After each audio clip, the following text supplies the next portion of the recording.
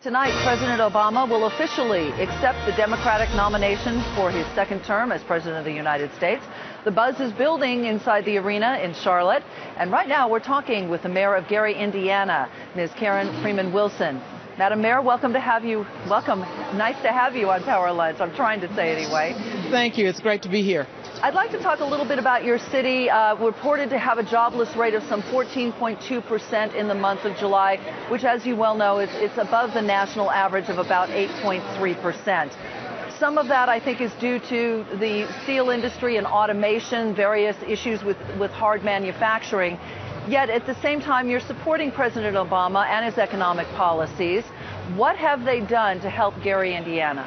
We've had a tremendous amount of help from the federal government through the Federal Aviation Administration and our efforts to expand our airport, through the Department of Transportation as we build on our trucking assets and work with our bus system, and through the Department of Housing and Urban Development in our efforts to deal with our abandoned buildings and our public housing. And so, yes, we want to hear about jobs. We are interested in training and education for displaced workers, but we have been great beneficiaries of President Obama's plans.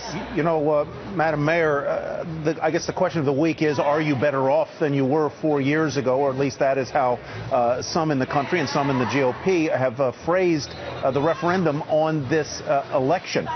Is Gary's economy better off than it was 4 years ago? And specifically, what about unemployment? Compared with this time in the fall of 2008, where did unemployment stand then compared with the roughly 14% today?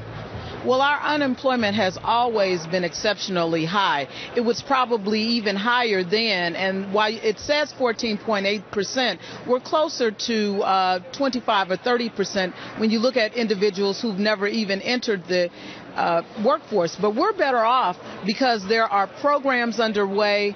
We have been able to really work with the Department of Labor to train people who have never had training, and that is why I say that we are on the rebound, and 4 years ago there was no rebound in sight in Gary. Madam Mayor, a number of cities have tried to reach out to diversify their economy, and as we mentioned, steel and hard manufacturing has really been the lifeblood of Gary. You mentioned some of the initiatives that you've put in place with transportation and the FAA, but have you tried to court some of the higher tech industries, the clean industries, to Gary, Indiana? Have you reached out to try and diversify further from manufacturing?